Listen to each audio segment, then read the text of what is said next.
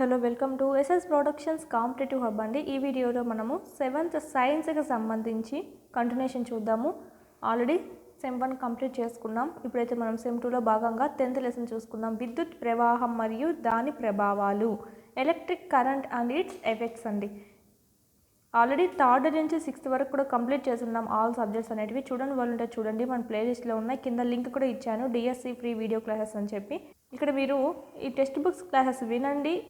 యాప్లో ఉన్నటువంటి test series ఏవైతే ఉన్నాయో మీకు అది క్లాస్ వైజ్ ఉన్నాయి, లెసన్ వైజ్ కూడా ఉన్నాయి. ఇవి ప్రాక్టీస్ చేసుకోండి. ఇలా ప్రాక్టీస్ చేసుకుంటే కనుక మొత్తం సిలబస్ మీకు కవర్ అవుతుంది. 80% సిలబస్ దాకా మనకు టెక్స్ట్ బుక్స్ మీదే బేస్ అయి ఉంటుంది కాబట్టి అంతా మీకు కవర్ అవుతుంది. Line to line bit cover అయ్యే విధంగా ఇక్కడైతే బిట్స్ అనేటివి మీకు ఫుల్ఫిల్గా ఇవ్వడం జరిగింది. 9th 10th link topics, psychology, విద్యా దృక్పథాలు, methodology, current affairs, try methods కూడా మీకు ఇక్కడ టెస్ట్ సిరీస్ అనేటివి ఉన్నాయి. మీకు ఇప్పుడు డిఎస్సి 2024 సంబంధించి ఈ కూపన్ కోడ్ కనుక యూజ్ చేశారంటే మీకు 499 రూపీస్కి అందివ్వడం అనేది జరుగుతుంది. కోర్స్ ఓపెన్ చేస్తూనే మీకు ఇక్కడ అవైలబుల్ ఆఫర్స్ అనేది కనిపిస్తుందండి. ఇక్కడ మీరు క్లిక్ చేసినట్టయితే టిక్ మార్క్ పడుతుంది గ్రీన్ కలర్లో. అప్పుడు మీకు ఆ ప్రైస్ 300 తగ్గించి అప్లై అవ్వడం అనేది జరుగుతుంది. పర్చేజ్ చేసుకోవచ్చు. ఈ ఆఫర్ కొన్ని రోజులు మాత్రమే ఉంటుంది. సో ఆ అవకాశాన్ని వినియోగించుకోండి. ఇక్కడ మీకు పైన కంటెంట్ అని ఉంది కదా, కంటెంట్లో ఉంటుంది. ఫ్రీ కంటెంట్ కూడా ఉంది. ప్రాక్టీస్ చేసుకోండి. మీకు నచ్చితేనే మీకు ఫుల్ కోర్స్ అనేది పర్చేజ్ చేసుకోండి. నెక్స్ట్ ఇంకా మనం లెసన్లోకి వెళ్ళిపోదాం లేట్ చేయకుండా. విద్యుత్ ప్రవాహం మరియు దాని ప్రభావాలు. దీనికి సంబంధించి చూసినట్టయితే మనం విద్యుత్ ఘటంను చూసినట్టయితే, ఎలక్ట్రిక్ సెల్ని చూసినట్టయితే దాంట్లో ఒకటి పొడవైన గీత ఉంటుంది, ఇంకొకటి పొట్టి గీత ఉంటుంది, మందపాటి సమాంతర గీతలు ఉంటాయి. అవి ఏంటివి అంటే మనకు ఒకటి పొడవైనటువంటి గీత ఏం తెలుపుతుంది అంటే ధన ధ్రువాన్ని తెలుపుతుంది. ఓకే, పాజిటివ్గా. ఇక్కడ చిన్నగా ఇలాగ ఉంటుంది మన గీత అనేది. దేని తెలుపుతుంది అంటే రుణ ధ్రువాన్ని తెలుపుతుంది అని చెప్పి మనం ఆల్రెడీ ప్రీవియస్ క్లాసెస్లో మనం డిస్కస్ అనేది చేసుకున్నాము. ఈ విధంగా విద్యుత్ ఘటంలో ఎలక్ట్రిక్ సెల్లో పొడవాటి గీత అనేది ధన ధ్రువాన్ని, పొట్టిదైనటువంటి మందంగా ఉన్నటువంటి ఆ గీత అనేది మనకు రుణ ధ్రువాన్ని చూపడం అనేది జరుగుతుంది. స్విచ్ మూసి ఉన్నటువంటి స్థితి, తెరచి ఉన్నటువంటి స్థితి, ఇవన్నీ మనం సింబల్స్ అనేటివి చూసాము ఆల్రెడీ ప్రీవియస్ క్లాస్లో. మూసి ఉన్నటువంటి స్విచ్ ఎలా ఉంటుందండి, ఇలా మనకు ఉంటుంది. తెరచి ఉన్నటువంటి స్విచ్ ఎలా ఉంటుందంటే ఈ విధంగా ఉంటుంది. అంటే ఇది కనుక ఇక్కడ కలుసుకొని ఉందంటే అక్కడ స్విచ్ ఆన్లో ఉన్నట్టు, ఇక్కడ విడివిడిగా ఉందంటే కనుక ఇక్కడ ఆఫ్లో ఉన్నట్టు. ఓకే, ఇది మనకు సంబంధించి ఒక సెల్లులోని ఒక ఘటంలోని సెల్ని మనం టార్చ్ లైట్స్లోను, ట్రాన్సిస్టర్స్లోను, ఆట బొమ్మల్లోను, టీవీ రిమోట్స్లోను, ఇవన్నిట్లోనూ యూజ్ చేస్తూనే ఉన్నాం. తెలిసిందే కదా మనకి. ఇక్కడ విద్యుత్ ఘటం అండి. ఇక్కడ మనకు సింబల్ చూసినట్టయితే సంకేతం అనేది మనం ఈ విధంగా సూచిస్తూ ఉంటాము. ఓకే, మనకు సంకేతం ఇచ్చి దీన్ని ఏమని పిలుస్తారని చెప్పి ఇస్తారండి. బల్బును చూసినట్టయితే ఈ విధంగా మనము సూచిస్తూ ఉంటాము. ఒకవేళ వెలుగుతూ ఉన్నటువంటి బల్బ్ అయితే ఈ విధంగా పెడతామండి. ఇదైతే ఆఫ్లో ఉన్నటువంటి బల్బ్ లాగా ఉన్నట్టు ఉంటుంది. స్విచ్ తెరచి ఉన్న స్థితి ఏమిటంటే మనము ఈ విధంగా తెరచి ఉన్నటువంటిది అంటే ఆన్లో ఉన్నట్టు. ఇదైతే మనకు ఆఫ్లో ఉన్నట్టు. ఇది తెరుచుకొని ఉంది కదా, వలయం క్లోజ్ అవ్వలేదు, సో విద్యుత్ ప్రవాహం జరగదు, అంటే స్విచ్ ఆఫ్లో ఉన్నట్టు. నెక్స్ట్ బ్యాటరీ అండి. బ్యాటరీ చూసినట్టయితే మనకు చాలా సెల్స్ అనేటివి మనకు కంబైన్గా ఉంటాయి అన్నమాట. ఇవే మనకు బ్యాటరీ. ఇలా మనకు తీగ, ఇలా మనకు ఒక చిన్న గీతను చూపిస్తాము, అదే మనకి ఏంటంటే తీగ. మామూలుగా ఈ విద్యుత్ ఘటాలలో ధన ధ్రువాన్ని పక్కన ఇంకొక సెల్ ఉంటుంది కదా, దాని యొక్క రుణ ధ్రువంతో కలిపి ఉండడాన్ని మనం చూసే ఉంటాము. ఇలాగా ఒకటి లేదా అంతకంటే ఎక్కువగా ఒకటి ఆల్రెడీ ఉంటుంది. ఇప్పుడు మనం పైన చెప్పుకున్నాం కదా, 2 లేదా అంతకన్నా ఎక్కువగా ఉన్నాయంటే వాటినే మనము బ్యాటరీ అని అంటాము. సెల్స్ అండి. ఓకే, 2 సెల్స్ 3 సెల్స్ అలాగా మనకు మోర్గా ఉన్నాయంటే మనం దాన్ని బ్యాటరీ అని అంటామండి. వీటన్నిటిని మనము డైలీ యూజ్లో చూస్తూనే ఉన్నాం. రిమోట్స్కి వేస్తాము, లేదంటే పిల్లవాళ్ళు ఆడుకునేటువంటి బొమ్మలు ఉంటాయి కదా, సో వాటిల్లో కూడా బ్యాటరీస్ యూజ్ చేసి సౌండ్ వచ్చేది కానీ ముందుకు కదిలేటివి, సో అవన్నింటికి బ్యాటరీస్ అవసరం అవుతుంది. సో ఇదేంటి మనకి సంబంధించి. విద్యుత్ ఘటాలను ఎల్లప్పుడూ ఒకదాని తర్వాత మరొకటి అమర్చబడి ఉండవు. కొన్నిసార్లు ఘటాలు పక్కన అమర్చబడి కూడా ఉంటాయండి. అలాగైనా ఘటాలు కొనలు ఏ విధంగా కలపబడతాయో మనం ఇక్కడ చూసుకున్నాము ఆల్రెడీ. అంటే మనకి కింద బొమ్మలు చూడండి అర్థమవుతుంది. ఈ విధంగా అయినా ఉండొచ్చు, ఇక్కడ మనకు ఈ విధంగా అయినా ఉండొచ్చు.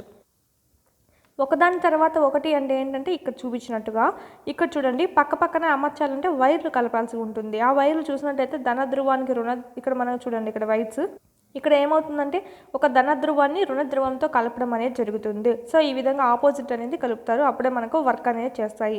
2 ఘటాల అమరికతో తయారైనటువంటి బ్యాటరీని అయితే ఇక్కడ మనం చూడవచ్చు. ఇక్కడ చూడండి ధన ధ్రువాన్ని మరొక ఘటం యొక్క రుణ ధ్రువంతో కలుపుతారు. ఇక్కడ మనకి ఎలా ఇస్తారంటే బ్యాటరీ మనకు పనిచేయాలంటే ఓకే ఒక బల్బ్ ఉందండి, ఒక తీగ ఉంది, దానికి కరెంట్ ఫ్లో చేయాలంటే నువ్వు బ్యాటరీని బ్యాటరీ యొక్క ధన ధ్రువాన్ని ధన ధ్రువంతో వేరొక ధన ధ్రువంతో కలపాలి అని ఇస్తాడు, ధన ధ్రువాన్ని వేరొక రుణ ధ్రువంతో కలపాలి అని ఇస్తాడు. సో ఒక రుణ ధ్రువ వైర్ని వచ్చి ఇంకొక రుణ ధ్రువ వైర్తోనే కలపాలి అని ఇస్తాడు. సో ఈ విధంగా కన్ఫ్యూజ్ కాకూడదు, ఆపోజిట్ అండి. ధన ధ్రువాన్ని మరొక ఘటం యొక్క రుణ ధ్రువానికి కలిపినప్పుడు మాత్రమే మనం ఇక్కడ ఇది చూడవచ్చు పని చేస్తుందని చెప్పి. ఇక్కడ మనం చూసినట్టయితే ధన ధ్రువాన్ని ఇంకా ప్లస్గా చూసిస్తామండి, రుణ ధ్రువాన్ని మైనస్ అనేటువంటి ముద్రలతో మనం ఇక్కడ సూచించుకుంటూ ఉంటాము. ఇక్కడ పిక్చర్స్ కూడా మనం చూసేసాము. నెక్స్ట్ చూద్దాం, అంతా మనకి ఇది కూడా చాలా త్వరగానే అయిపోతుంది. విద్యుత్ ఘటాల యొక్క హోల్డర్స్ అండి, మనకు పిక్చర్ కూడా ఇచ్చారు. ఇక్కడ చూసినట్లయితే మనం ఎక్కువగా రిమోట్స్లో చూస్తూ ఉంటాము. మరొక రకమైనటువంటి హోల్డర్స్ ఇది, మనకి ఇక్కడ రిమోట్లో చూస్తూ ఉంటాం. దీన్ని అయితే మనం ఎక్కువగా డైలీ యూజ్లో యూజ్ చేస్తూనే ఉంటాం. ఒక ఘటంలోని ధన ధ్రువం తర్వాత ఘటం యొక్క రుణ ధ్రువంతో కలిసేటట్టు గణాలను సరిగ్గా అమర్చాల్సి ఉంటుంది. అప్పుడు మాత్రమే అవి పనిచేస్తాయి. ఈ స్విచ్ అనేది మూసి ఉన్న స్థితిలో ఉన్నప్పుడు మాత్రమే మనకు ఇక్కడ బల్బ్ అనేది వెగలడం జరుగుతుంది. అంటే ఏంటంటే ఇక్కడ మూసి ఉన్నట్టంటే ఇది, మనకు తెరుచుకొని ఉన్నట్టంటే ఏంటి, తెరుచుకొని ఉన్నట్టుగా. ఇది స్విచ్ ఆన్లో ఉన్నట్టు, ఇదైతే స్విచ్ ఆఫ్లో ఉన్నట్టు. స్విచ్ మూసి ఉన్న స్థితి అంటే ఇది మూసుకొని ఉంది కదా, సో అందుకు మూసి ఉన్న స్థితిలో ఉంటేనే మాత్రమే బల్బ్ అనేది వెగులుతుంది. ఎందుకంటే విద్యుత్ దాని గుండా ప్రవహిస్తుందండి. ఒకవేళ ఇలా తీసేసామనుకోండి, విద్యుత్ ఎక్కడ ప్రవహిస్తుంది, దాని గుండా టచింగ్ అవ్వలేదు కదా ప్రవహించడానికి. సో ఇది ఆఫ్ అని, ఇది ఆన్ అని. ఇది మనకు సంబంధించి సంకేతాలను ఉపయోగించి వలయ రేఖా చిత్రం గీయటం అనేది చాలా సులభం అండి. మనం ఇక్కడ సంకేతాలు ఉపయోగించి చేస్తాం. అంటే ఏంటి, తీగ అని చెప్పి ఇది ధన ధ్రువము, రుణ ధ్రువము, ఇక్కడ బల్బ్ ఉంది అని చెప్పి ఈ విధంగా సంకేతాలు యూజ్ చేసి కదా రాసామంటే ఈ సంకేతాలు యూజ్ చేసుకొని మనకు బాగా అర్థమవుతుంది. ఇక్కడ పేపర్ మీద రాస్తాం కాబట్టి, సో వీటిని యూజ్ చేసి రాస్తూ ఉంటాము. ఇది మనకు చాలా సులభం అని రాయడానికి కూడా. ఇక్కడ ఒకటి చూసినట్టయితే ఎగ్జాంపుల్గా ఒక వలయం అనేది చూపిస్తున్నారు. ఇక్కడ చూడండి, ఇదైతే బల్బు, బ్యాటరీ, ధన ధ్రువము, రుణ ధ్రువము. ఇదైతే ఒకటి మనకు హోల్డర్ అనేది పిన్ ఈ పక్క నుంచి పక్క ఫ్లో అయినాక మనకు పిన్ లాంటిది ఇవ్వడం అనేది జరిగింది. మనకి ఇక్కడ డయాగ్రామ్ రూపంలో చూపాలంటే చూడండి, ఇలా చూపమని ఈ వలయం అనేది మనకు ఇక్కడ డయాగ్రామ్ రూపంలో చూపడం జరిగింది. ఇదైతే మనకు ప్లస్ మైనస్ వెలుగుతున్నటువంటి బల్బు. ఇది స్విచ్ చూడండి, ఆన్లో ఉంది. ఇది మనకు వలయం ఉంది కదా, సో ఆన్లో ఉన్నటువంటి స్విచ్. ఒకవేళ ఇది కానీ ఇది తెరుచుకొని ఉందంటే ఆఫ్లో ఉన్నటువంటిది. ఇదైతే మనకు బల్బ్ ఎగలదు, ఆఫ్లో ఉంది కాబట్టి. ఇప్పుడు ఆన్లో ఉంది కాబట్టి వెలిగింది. ఇది మనకు ఈ పైన చెప్పాను కదా రఫ్ డయాగ్రామ్ మాదిరిగా ఎలా గీసుకోవచ్చు అంటే ఈ విధంగా గీసుకోవచ్చు వలయాల్ని. కీ లేదా స్విచ్ను వలయములో ఏ స్థానంలోనైనా అమర్చి వచ్చని చెప్పి గమనించండి. కీ ఏదైతే ఉందో దీన్ని ఎక్కడైనా అమర్చవచ్చండి. నువ్వు ఏ స్థానంలోనైనా, ఇక్కడైనా సరే, ఇక్కడైనా సరే, ఇక్కడైనా సరే, ఎక్కడైనా అమర్చుకోవచ్చు. దానికి ఏం రూల్ ఏం లేదు. వలయం మూసి ఉన్న స్థితిలో ఉన్నప్పుడు బ్యాటరీ యొక్క ధన ధ్రువం నుంచి రుణ ధ్రువం వరకు వలయం అనేది పూర్తవడం జరుగుతుంది. అప్పుడు వలయాన్ని మూసి ఉన్న వలయం అని చెప్పి అంటామండి. ఇలా విధంగా మూసి ఉన్న వలయం అంటాం. వెంటనే వలయం ద్వారా విద్యుత్ ప్రవాహం అనేది జరుగుతుంది, తద్వారా బల్బ్ అనేది వెగులుతుంది. స్విచ్ తెరచి ఉన్న స్థితిలో ఉన్నప్పుడు వలయం అసంపూర్ణంగా ఉంటుంది, విద్యుత్ ప్రవహించదు. సో అందుకే ఏమవుతుందంటే బల్బ్ అనేది ఎగలదు. దీన్నే తెరచి ఉంచినటువంటి వలయము అని చెప్పి అంటాము. ఈ భాగం గుండా విద్యుత్ ప్రవాహం జరగదు కాబట్టి బల్బ్ కూడా ఎగలదు. ఇక్కడ మరొక విద్యుత్ వలయం చూడండి. ఇక్కడ మనకు స్విచ్ అనేది ఆఫ్లో ఉంది కాబట్టి బల్బ్ అనేది వెళ్ళగలేదు. ఇదేమో మనకు సేమ్ ధన ధ్రువము, రుణ ధ్రువము. బల్బులో ఫిలమెంట్ అని పిలువబడే సన్నని తీగ అనేది ఉంటుందండి. ఫిలమెంట్ అనేటువంటి సన్నని తీగ ఉంటుంది. దాని ద్వారా విద్యుత్ ప్రవహించినప్పుడు అది బాగా మండి వెలగడం అనేది జరుగుతుంది. ఫిలమెంట్ విరిగిపోయినప్పుడు బల్బ్ అనేది మాడిపోయిందని చెప్పచ్చు. ఎందుకంటే అది వెలగనప్పుడు లైటింగ్ రాదు కదా, వేడి అనేది రాదు, ఉష్ణం అనేది రాదు. మామూలుగా ఇక్కడ స్విచ్ ఆన్ చేస్తూనే కరెంట్ ఫ్లో అయ్యి మనకు ఉష్ణం అనేది రిలీజ్ అవుతుంది. అగ్గి అనేది మనకి ఇక్కడ ఫిలమెంట్లో చూసుకున్నట్టయితే తద్వారా బల్బ్ అనేది వెగులుతుంది. ఇక్కడ ఫిలమెంటే విరిగిపోయినప్పుడు దేని బేస్ చేసుకుని అది వెగులుతుంది. సో అందుకే మనకి ఇక్కడ బల్బ్ మాడిపోయిందని చెప్పచ్చు. విద్యుత్ ప్రధాన సప్లైకి అమర్చిన వెలుగుతున్న బల్బును తాకకూడదండి. అది చాలా వేడిగా ఉంటుంది, మనకు గాయం కావచ్చు. అదేవిధంగా మెయిన్స్ లేదా జనరేటర్ నుంచి లేదా ఇన్వర్టర్ నుంచి విద్యుత్ ప్రసారంతో ప్రయోగాలు అనేటివి ఎప్పుడూ చేయకూడదు. అవి షాక్ తగిలేటువంటి అవకాశాలు అయితే ఎక్కువగా ఉంటాయి. ఇలాంటి ప్రయోగాలకి అది మాత్రం యూజ్ చేయకూడదు అంటున్నారండి. ఏదైనా జస్ట్ బ్యాటరీల నుంచే యూజ్ చేసుకోండి, అంతేగాని జనరేటర్లు డైరెక్ట్ మన కరెంట్ స్విచెస్ మెయిన్స్ ఉంటాయి కదా, సో వాటిల్లో పెట్టడము, ఇన్వర్టర్స్ ఇవన్నీ యూజ్ చేయకూడదు. విద్యుత్ ప్రవాహం వల్ల కలిగే ఉష్ణ ప్రభావము. మామూలుగా విద్యుత్ ప్రవహిస్తున్నప్పుడు మనకు అక్కడ ఉష్ణం అనేది రిలీజ్ అవుతుందని చెప్పి మనకి ఇంకా తెలిసిందే. ఇది ఎలానో చూసుకుందామండి. విద్యుత్ ప్రవాహం వల్ల కలిగే ఉష్ణ ప్రభావం అనేది ఎలా ఉంటుందో చూద్దాము. నెక్స్ట్ మనకంతా సింపుల్ మ్యాటర్ అనేది ఇచ్చారు. ఒకటి మనకి ఇక్కడ ఇచ్చారు చూడండి, ఒక ఎగ్జాంపుల్ అనేది ఇచ్చారు. 2 మేకుల మధ్య కట్టాలంట నిక్రోమ్ తీగని. ఓకే, ఇక్కడైతే బ్యాటరీలు యూజ్ చేసుకొని విద్యుత్ని ప్రవహింపేలా చేయాలని చెప్పి మనకి ఇచ్చారు. ఈ విధంగా కొద్దిసేపు ఆన్ చేయాలి. అది కొంచెంసేపు ఉన్న తర్వాత మనకి అది మనం స్విచ్ ఆఫ్ చేయాలండి. ఆఫ్ చేసిన తర్వాత మనం కానీ దాన్ని టచ్ చేసినట్టయితే ఒక వేడిగా మనకు తగలడం అనేది జరుగుతుంది. స్విచ్ని ఎక్కువసేపు ఆన్లో ఉంచకూడదు, ఎందుకంటే అలా ఉంచడం వల్ల విద్యుత్ ఘటం అనేది చాలా త్వరగా బలహీనం అనేది అయిపోతుంది, త్వరగా మనకు బలహీనం అయిపోతుందండి. అందుకే మనకు కొద్దిసేపు ఆఫ్ చేసి మనం జస్ట్ ప్రయోగం కోసం కాబట్టి చేసుకోవచ్చు. ఇదంతా మనకేం ఎగ్జామ్కి ఏం అడగరు, కానీ జస్ట్ మనకు ప్రయోగం కోసము. ప్రయోగాలు విని మనం అర్థం చేసుకున్నామంటే చాలా ఈజీగా గుర్తుంటుంది. కాబట్టి ఈ విధంగా ప్రయోగాలు కూడా మనం జస్ట్ చూసుకుంటే సరిపోతుంది. తీగ ద్వారా విద్యుత్ ప్రవహించినప్పుడు తీగ అనేది వేడెక్కుతుందండి. ఇదే విద్యుత్ ప్రవాహం వల్ల కలిగేటువంటి ఉష్ణ ఫలితంగా చెప్పుకోవచ్చు. ఇప్పుడు తీగ కొద్దిసేపు ఆన్ చేసిన తర్వాత వేడైంది కదా అంటే ఏంటి, ఉష్ణం రిలీజ్ అవుతుంది అని చెప్పి. ఈ విధంగానే మనం ఇంట్లో యూజ్ చేసేటువంటి ఈ కుక్కర్స్ ఏమైతే ఉన్నాయో, ఎలక్ట్రిక్ కుక్కర్స్ కానీ, సో ఇవన్నీ మనకు ఇట్లా బేస్ చేసుకొని మనం యూజ్ చేసుకోవడం అనేది జరుగుతుంది. గది ఉష్ణతాపక విద్యుత్ పరికరం లేదా వంటకు ఉపయోగించేటువంటి విద్యుత్ పొయ్యి ఇలాంటివన్నీ మనకు తీగ చుట్టను కలిగి ఉండడం అనేది జరుగుతుందండి. ఆ తీగ చుట్టనే ఏమంటామంటే ఎలిమెంట్ అని అంటామండి. ఎలిమెంట్. ఇక్కడ ఇస్త్రీ పెట్టె ఉంది కదా, ఇస్త్రీ పెట్టెలో కూడా ఎలిమెంట్ అనేది ఉంటుంది. దాని ద్వారానే అది వేడెక్కి దాంతో మనం బట్టలు అనేటివి ఇస్త్రీ చేసుకుంటూ ఉంటాము. ఇమల్షన్ హీటరు, హాట్ ప్లేట్స్, ఇస్త్రీ పెట్టెలు, గ్రీజరు, విద్యుత్ కెటిల్స్, హెయిర్ డ్రయరు, మనకు వేడిగా ఏమైతే ఉత్పత్తి అవుతున్నాయో అవన్నీ మనకు కరెంట్ ద్వారా అవన్నీ మనకు సేమ్ ఈ అమరికలోనే ఉండడం అనేది జరుగుతుందండి.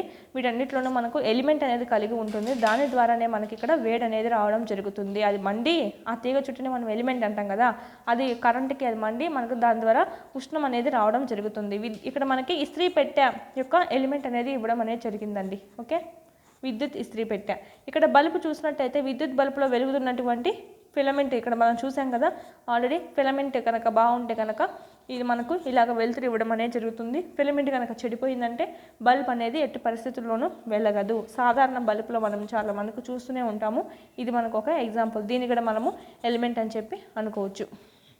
ఇక్కడ ఈ విద్యుత్ ప్రవహిస్తున్నటువంటి తీగ ఉంది కదా, ఈ తీగలో ఉష్ణం అనేది ఎంత మోతాదు అంటే ఎంత తీవ్రత కలిగి ఉందని చెప్పి దేన్ని బట్టి చెప్పచ్చు అంటే ఆ వస్తువు పదార్థంపై దాని పొడవు మందం పైన ఆధారపడి ఉండడం అనేది జరుగుతుంది.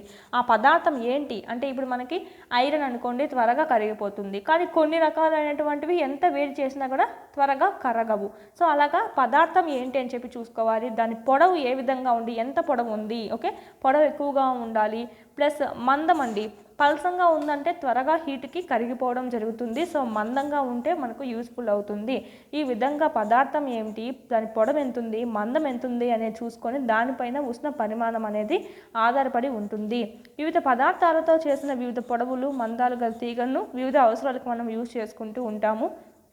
ఇక్కడ విద్యుత్ వలయాల నిర్మాణానికి ఉపయోగించే తీగలు సామాన్యంగా వేడి కావండి. మరోవైపు మరికొన్ని విద్యుత్ ఉపకరణాల్లో ఎలిమెంట్స్గా సులభంగా కనిపించేంతగా అంటే సులభంగా వేడయ్యే విధంగా కొన్ని అయితే మనకు ఇవ్వడం అనేది జరుగుతుంది. కొన్ని అయితే ఈజీగా వేడైపోతాయి, కొన్ని అయితే ఈజీగా వేడవ్వవు అని చెప్పి అర్థం. ఇక్కడ సాధారణ విద్యుత్ బల్బును చూసినట్టయితే సాధారణ కాంతి కొరకు ఉపయోగించడం అనేది జరుగుతుంది. అయితే మనకు అవి కొంచెం ఉష్ణాన్ని కూడా ఇవ్వడం జరుగుతుందండి, కొంచెం వేడి కూడా ఉంటుంది. ఇప్పుడు బల్బు ఆన్ చేస్తుంటారు కదా, ఆపేసిన వెంటనే మనము ఎక్కువసేపు ఆన్ చేస్తుంటాం కదా, అప్పుడు ఆపేసిన వెంటనే మనం కనుక జస్ట్ పోయి టచ్ చేసామంటే కనుక వేడి అనేది తగులుతూ ఉంటుంది, వేడిగా ఉంటుంది. అంటే వినియోగించబడే విద్యుత్తులో కొంత భాగం ఉష్ణం అనేది ఉత్పత్తి అవ్వడాన్ని మనం ఇక్కడ చూడవచ్చు. ఇదేమంత మంచిది కాదు, ఎందుకంటే విద్యుత్ అనేది కొంచెం వ్యర్థానికి వెళ్ళిపోతుంది అని చెప్పి మనకు అర్థము. ఫ్లోరోసెంట్ ట్యూబ్ లైట్లు, కాంపాక్ట్ ఫ్లోరోసెంట్ బల్బులు, సిఎఫ్ఎల్స్ అంటాము. ఉత్తమ సమర్థ కాంతి జనకాలుగా మనం చెప్పచ్చండి. ఈ రోజుల్లో ఎల్ఈడి కాంతి ఉద్గార డయోడ్లను వినియోగం అనేది ఎక్కువగా పెరిగిందని చెప్పుకోవచ్చు. కావాల్సిన కాంతి తీవ్రతతో వెలిగేటప్పుడు సాధారణ బల్బులు, ఫ్లోరోసెంట్ బల్బులు మరియు సిఎఫ్ఎల్స్ పోల్చినప్పుడు ఎల్ఈడి బల్బులు చాలా తక్కువ విద్యుత్తును ఉపయోగించుకుంటున్నాయి, వెలుతురేమో బాగా ఇస్తున్నాయి. సో అందుకు మనం ఎక్కువగా ఇప్పుడు ఎల్ఈడి బల్బులను యూజ్ చేయడం అనేది జరుగుతుంది. ఇక్కడ మనకు సిఎఫ్ఎల్స్ ఫ్లోరోసెంట్ బల్బులతో పోల్చుకుంటే అండి. ఓకే, ఇవి ఈ విధంగా విద్యుత్ని తక్కువగా వినియోగించుకుంటాయి కాబట్టి ఎల్ఈడి బల్బులను ఎక్కువగా యూస్ చేస్తూ ఉన్నారు ఇప్పట్లో. విద్యుత్ సమర్థతను కలిగి ఉన్న విద్యుత్ పరికరాలను వస్తువులను వాడమని సలహా ఇవ్వడం అనేది జరుగుతుంది.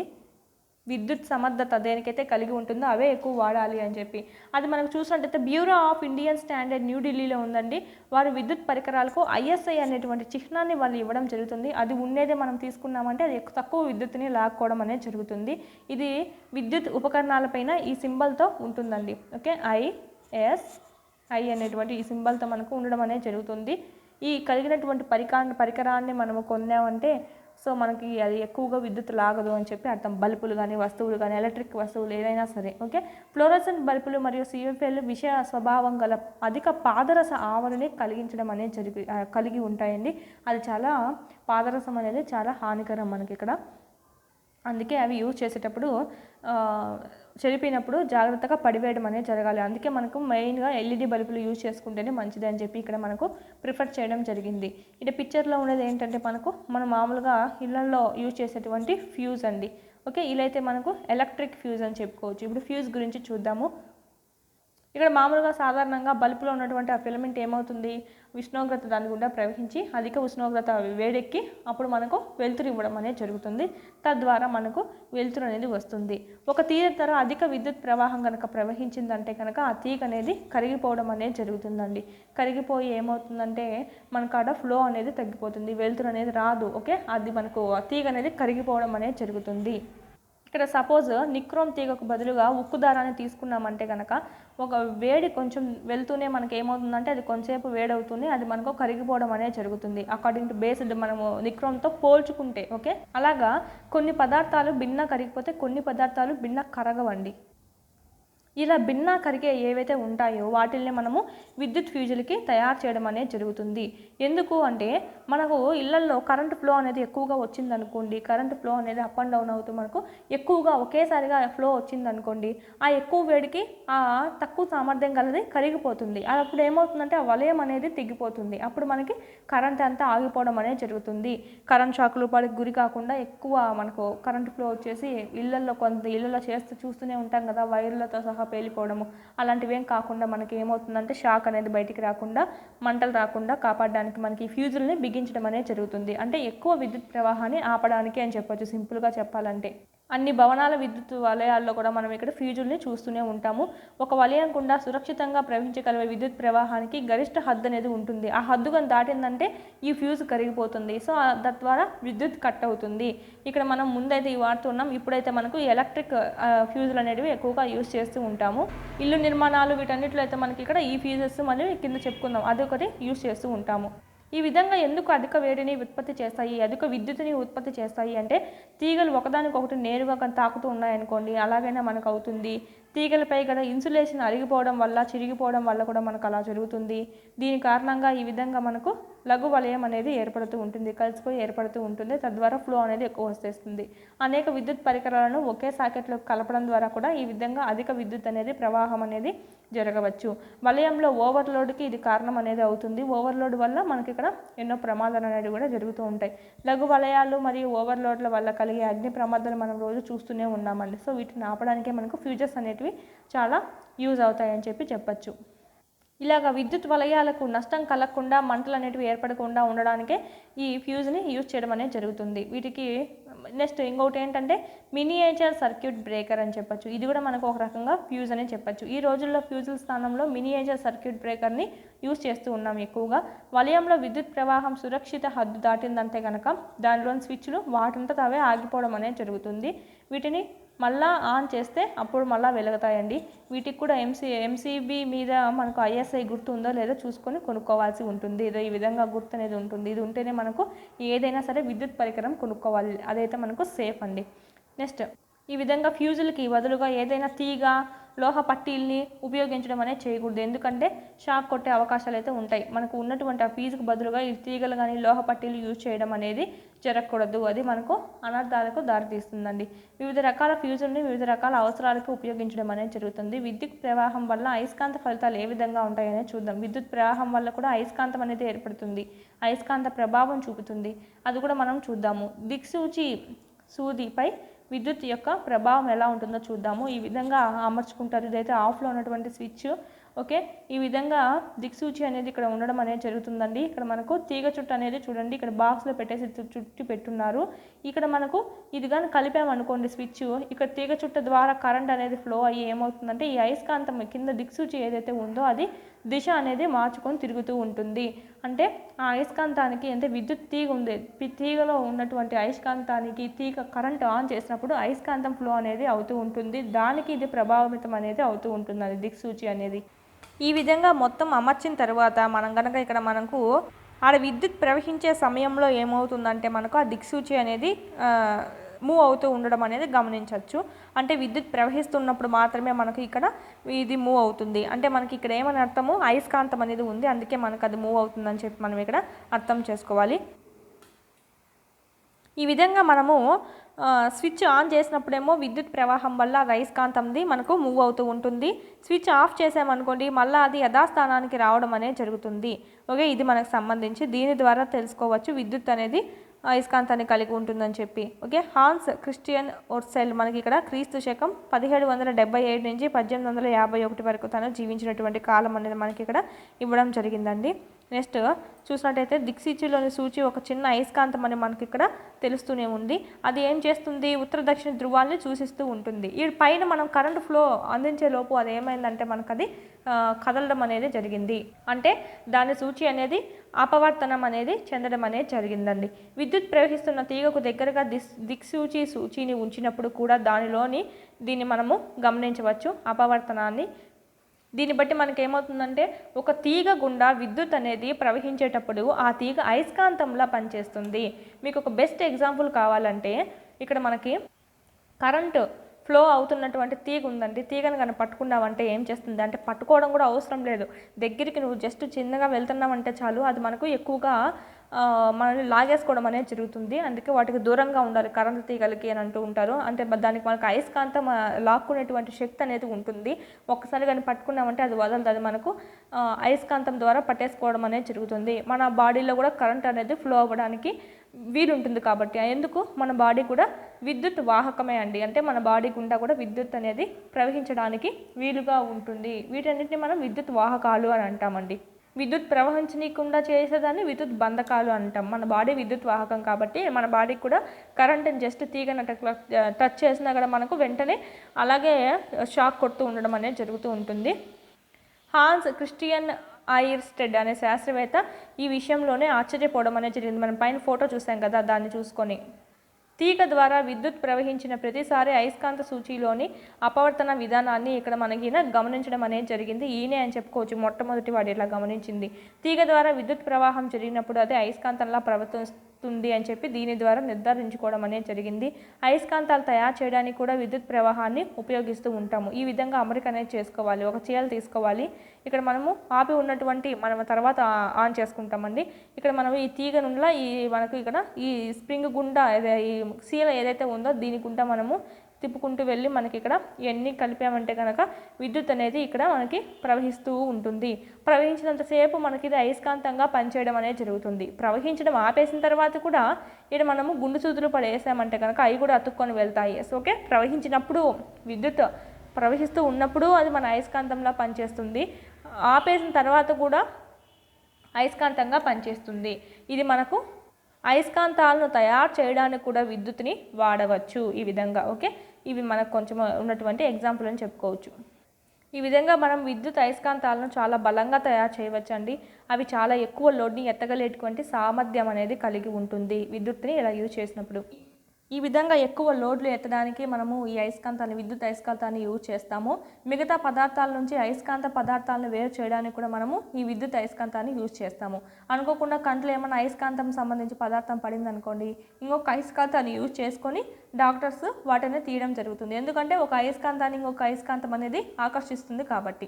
ఈ విధంగా నెక్స్ట్ విద్యుత్ గంట ఇచ్చారు. విద్యుత్ గంట ఏ విధంగా పనిచేస్తుంది అని, దాని లోపల ఒక విద్యుత్ అయస్కాంతం అనేది ఉంటుందండి. అది పనిచేయడం వల్లనే మనకి ఇక్కడ విద్యుత్ గంట అంటే ఈ విధంగా మోగడం అనేది జరుగుతూ ఉంటుంది. ఎక్కువగా స్కూల్స్లో యూజ్ చేస్తూ ఉంటాం కదా మనము.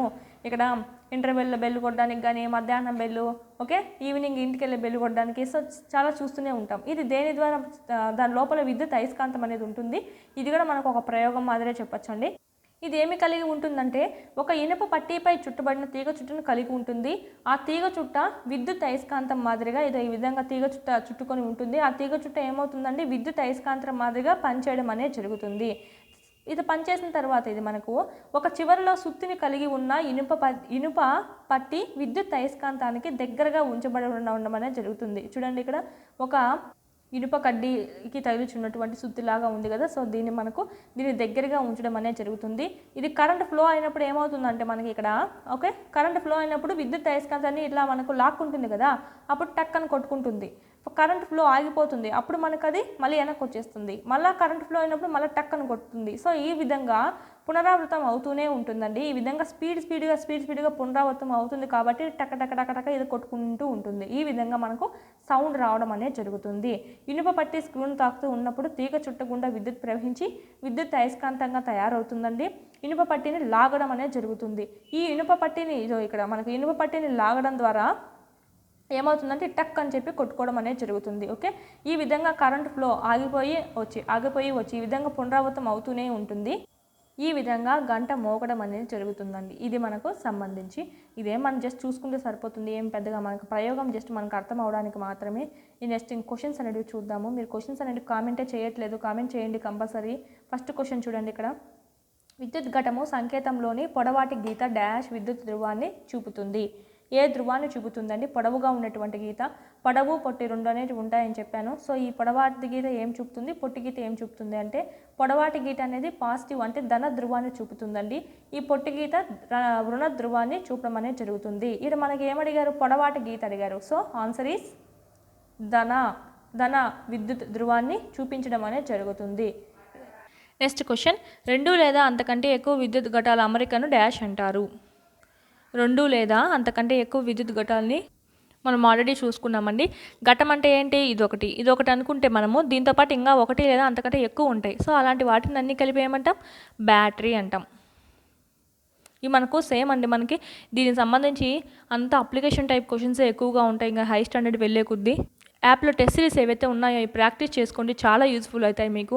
క్లాస్ వైజ్ మరియు దాంట్లోనూ లెసన్ వైజ్ కూడా ఉంటాయి. 3rd క్లాస్ అనుకోండి, first lesson, second lesson, 3rd lesson, ఈ విధంగా లెసన్ వైజ్ ఉంటాయి. ఈ విధంగా 8th వరకు ఉంటాయి. 9th 10th లింక్ టాపిక్సే ఉంటాయి. సైకాలజీ, విద్యా దృక్పథాలు మరియు methodology, current affairs, try methods కూడా ఉంటాయి. ఇప్పుడు మళ్ళీ కొత్తగా మీకు సబ్జెక్ట్ వైజ్ బయాలజీ కానీ సోషల్ ఇలాంటివన్నీ మీకు మెయిన్ సబ్జెక్ట్స్ కదా. మెయిన్ సబ్జెక్ట్ వైజ్ ఇక్కడ మీకు టాపిక్ వైజ్ కూడా మీకు ఇవ్వడం అనేది జరిగింది కొత్తగా. ఓకే, లెసన్ వైజ్ ఉంటాయి మరియు టాపిక్ వైజ్ ఉన్నాయి. ఒకసారి యాప్లో మీకు ఒకసారి టెస్ట్ సిరీస్ అనేటివి చెక్ చేసుకోండి. పర్చేజ్ చేసుకున్న వాళ్ళు, పర్చేజ్ చేయని వాళ్ళు ఎవరైనా ఉంటే కనుక పర్చేజ్ చేసుకోండి. ఇప్పుడైతే మీకు కూపన్ కోడ్ యూజ్ చేసుకొని DSE 2024 అనేటువంటి కూపన్ కోడ్ యూజ్ చేసుకొని మీకు తక్కువ ప్రైస్కి పొందవచ్చు. 300 డిస్కౌంట్ రూపీస్కి మీరు పొందవచ్చు.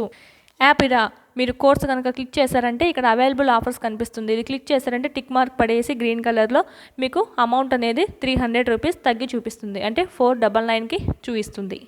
నెక్స్ట్ క్వశ్చన్ అండి, రూమ్ హీటర్లో విద్యుత్ని ఆన్ చేసినప్పుడు అది డాష్. రూమ్ హీటర్లో విద్యుత్ని ఆన్ చేసినప్పుడు అది ఏమిస్తుంది అంటే మనకి ఇక్కడ రూమ్ హీటర్ అంటే రూమ్కి మనకు హీటర్ పెట్టుకుంటారండి. అది మనకి ఎక్కువ చలికాలం ఉన్న వాళ్ళు పెట్టుకోవచ్చు, లేదంటే మనకి ఇక్కడ ఎక్కువ మంచు కురుస్తూ ఉన్నటువంటి ప్రాంతాల్లో ఎక్కువగా ఇది యూజ్ చేస్తూ ఉంటారు. అది ఏమవుతుందంటే రూమ్ హీటర్ వల్ల ఉష్ణం అనేది రిలీజ్ అవుతుంది, ఉష్ణం రిలీజ్ అవుతుంది. తద్వారా రూమ్ అంతా మనకు వెచ్చగా ఉంటుంది. విద్యుత్ ప్రవాహము ఉష్ణ ఫలితంపై ఆధారపడిన ఒక రక్షణ పరికరము. విద్యుత్ ప్రవాహపు ఉష్ణ ఫలితంపై ఆధారపడిన ఒక రక్షణ పరికరము ఏది? ఫ్యూజ్ అండి. నెక్స్ట్, క్రింది వానిలో ట్రూ ఆర్ ఫాల్స్ ఏటివో కనుక్కోమంటున్నారు. 2 ఘటముల బ్యాటరీ తయారు చేయడానికి ఒక ఘటం యొక్క రుణ ధ్రువాన్ని మరొక ఘటం యొక్క రుణ ధ్రువంతో కలపాలి. చూడండి, ఇక్కడ క్వశ్చన్ నేను చెప్పాను కదా పైన మనకు లెసన్ చెప్పుకునేటప్పుడు కూడా క్వశ్చన్స్ అనేటివి ఏ విధంగా అడుగుతారు చూడండి అని. రుణ ధ్రువాన్ని రుణ ధ్రువంతోనే కలపాలనా? ఫాల్స్ అండి. ధనధ్రువాన్ని రుణధ్రువంతో కలపాలి, ఆపోజిట్గా కలపాలి. ఓకే, ధనధ్రువాన్ని రుణధ్రువంతో, రుణధ్రువాన్ని ధనధ్రువంతో కలపాలి. ఈడేమో 2 రుణానే ఇచ్చారు, సో ఫాల్స్. ఫ్యూజ్ గుండా ప్రవహించే విద్యుత్ పరిమితికి మించినచో ఫ్యూజ్ వైరు కరిగి తెగిపోతుంది. ఎస్ అండి, నిజమే, ట్రూ. విద్యుత్ అయస్కాంతం ఇనుప ముక్కను ఆకర్షించదు. ఎందుకు ఆకర్షించదు అంటే ఇనుప ముక్కనే ఆకర్షిస్తుంది. ఇనుప వస్తువులు ఏ వాటినైనా సరే అయస్కాంతం అనేది, విద్యుత్ అయస్కాంతం అనేది ఆకర్షిస్తుంది. So false. విద్యుత్ గంట ఒక విద్యుత్ అయస్కాంతమును కలిగి ఉంటుంది. ఎస్ అండి, మనం ఇప్పుడే చూసుకున్నాం. So false, true, false, true is the right answer. ఇది మనకు ఆన్సర్స్ కూడా నేను ఇక్కడ ఇచ్చాను, చూసుకోవచ్చు. స్విచ్ తెరిచి ఉన్న స్థితిలో ఉన్నప్పుడు ఏదైనా బల్బు వెలిగిందా అంటే తెరుచుకొని ఉన్నటువంటి స్విచ్ అయితే మనకు ఎలాంటి బల్బు ఎగలదండి. ఎందుకంటే వలయం అనేది పూర్తి అయింటేనే కదా కరెంట్ ఫ్లో అయ్యేసి బల్బు ఎగలడానికి. So bulb ఎగలదు.